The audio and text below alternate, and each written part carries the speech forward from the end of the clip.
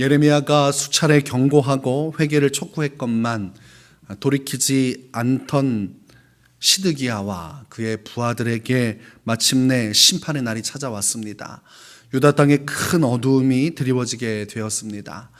부정하고 그리고 인정하지 않았던 하나님의 심판이 이루어지자 속수무책으로 당하고 마는 것이지요. 시드기야 왕 제9년 열째 달에 느부갓네살 왕과 그의 모든 군대가 예루살렘 성을 에워쌌다고 돼 있고, 또한 제11년 넷째 달 아홉째 날에 성이 함락되었다고 되어 있습니다. 에워싸고 끝난 것이 아니라 마침내 성은 함락되었고, 본문 3절에 보니까 바벨론 왕의 모든 고관들이 성의 중문에 앉아 있었다고 기록하고 있습니다. 그러니까 성을 차지하게 되었고 그 안에서 그들은 승리를 만끽하고 있었습니다.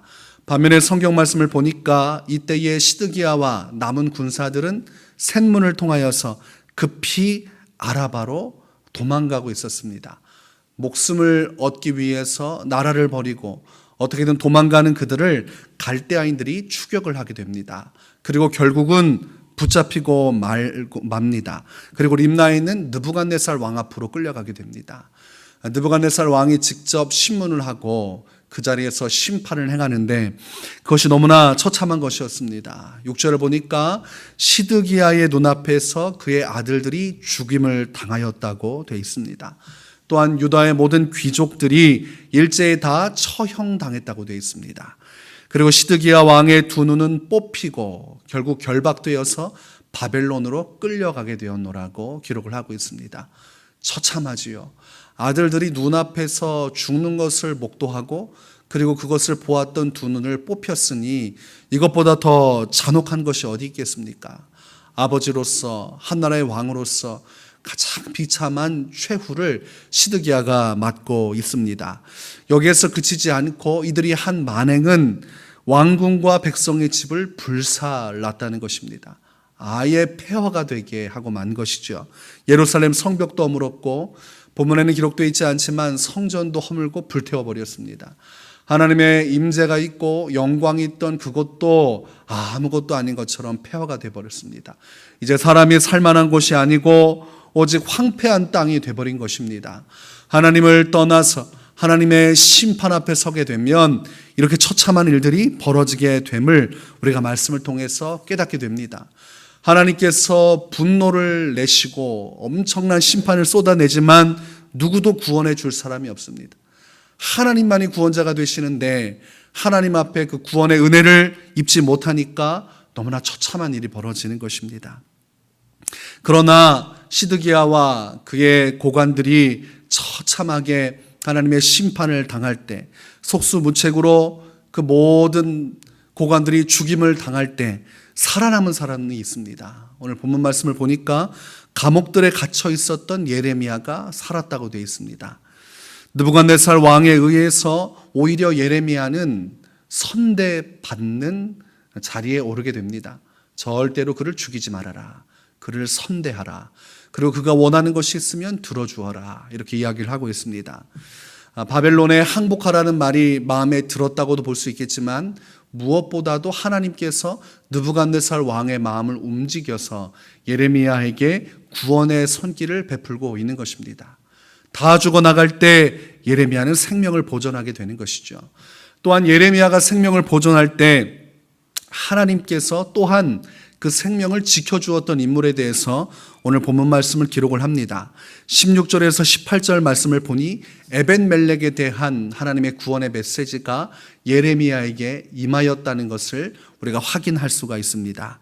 너는 가서 굿수인 에벤멜렉에게 말하기를 만군의 여호와 이스라엘의 하나님의 말씀에 내가 이 성에 재난을 내리고 복을 내리지 아니하리라 한 나의 말이 그날에 내 눈앞에 이루리라. 여호와의 말씀이니라. 내가 그날에 너를 구원하리니 내가 그 두려워하는 사람들의 손에 넘겨지지 아니하리라. 내가 반드시 너를 구원할 것인즉 내가 칼에 죽지 아니하고 내가 노량물같이 내 목숨을 얻을 것이니 이는 네가 나를 믿었음이라. 여호와의 말씀이니라 하시더라. 이 에벤멜렉은 위기에 처한 예레미야를 살리기 위해서 왕에게 간언했던 사람입니다. 무죄한 사람이라 그에게 편을 들고 그리고 결국은 예레미야를 구출해낸 사람이었습니다. 그에 대해서 하나님은 네가 나를 믿었음이라 이렇게 말씀하시면서 구원을 약속을 합니다. 예레미야도 살게 되었고 에벤멜렉도 살게 되었습니다. 이들 모두 공통점은 하나님을 끝까지 믿었다는 것입니다. 하나님의 말씀이 임하였음에도 왕과 그의 모든 고관들은 받지 않았으나 에벤멜렉은 마음속에 믿었습니다. 예레미야도 자신이 선포하면서 그 말씀을 믿었습니다. 끝까지 하나님의 말씀을 붙들고 그분의 명령을 따라 살아가고자 애썼던 믿음의 사람들은 심판의 날이 이를 때에 생명을 보존할 수 있었다는 것을 우리가 확인하게 됩니다. 인생의 지혜는 참된 구원은 재난의 유무에 있는 것이 아니라 하나님의 손에 달려 있다는 것을 깨닫습니다. 적군이 쳐들어와서 다 죽임을 당하여도 하나님이 살려주시면 사는 것입니다. 어떤 위기가 닥친다고 해서 다 망하는 것이 아니라 하나님이 보호해 주시면 사는 것입니다. 하나님께서 풀무불 속에서라도 살게 해주시면 사는 것입니다. 하나님께서 사자굴에 빠져도 그 안에서 살게 하시면 사는 것입니다.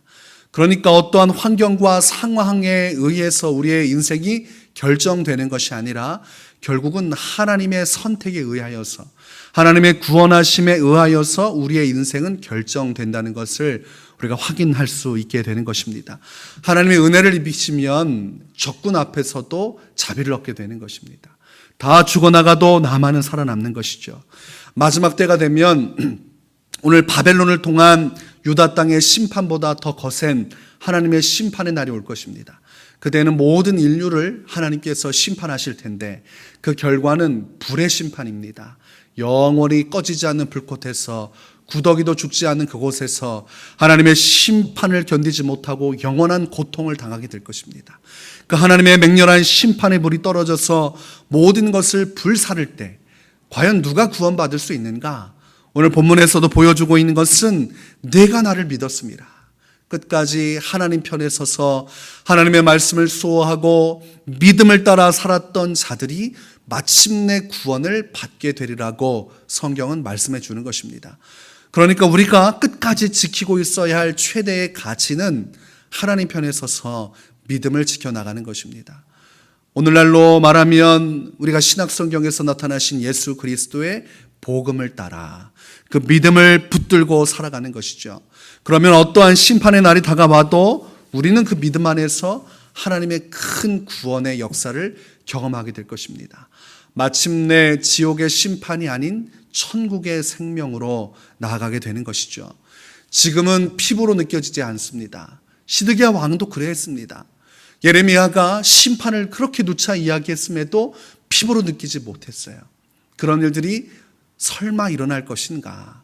그러면서 여러 가지 핑계를 대고 말씀을 받지 않고 그렇게 뒤척뒤척 거리다가 결국은 심판의 날이 왔고 결국은 자녀들이 죽는 것을 보게 되었고 결국은 두 눈이 뽑혀 나갔고 결국은 이 말씀을 부정했던 모든 백성들, 고관들은 죽임을 당하고 그리고 남겨진 백성들은 바벨론으로 끌려가게 되었습니다. 처참한 상황이 왔다는 것입니다. 곧 하나님의 말씀에 의해서 주님의 심판의 불이 이 세상에도 임할 것입니다. 그것은 피할 수 없는 것입니다. 노아 시대에 홍수가 임했듯이 이 땅에 다시 한 번 더 하나님의 불의 심판으로 모든 것들이 불태워지고 마침내 하나님의 심판 속에서 새로운 세상이 열릴 때 그때 우리가 구원받을 수 있는 길은 믿음을 통해 이루어지는데 하나님의 아들 예수 그리스도를 구주로 믿고 그분의 말씀을 따라 살아가는 것입니다. 오늘 이 교훈을 배우십시오. 시드기야가 결국 어떻게 되었는가?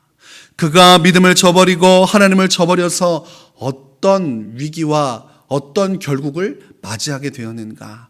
이것이 우리에게 잘 박힌 목과 같은 교훈이 되어야 합니다. 오늘도 부디 하나님의 말씀 속에서 주님을 믿는 믿음, 그것으로 세상을 이겨나가고 마침내 우리가 이 믿음 속에서 승리하게 될 것을 바라보면서 믿음의 역사를 멈추지 마시기 바랍니다. 오직 주 예수를 믿는 믿음으로 승리의 길로만 나아가시기를 주의 이름으로 축원합니다.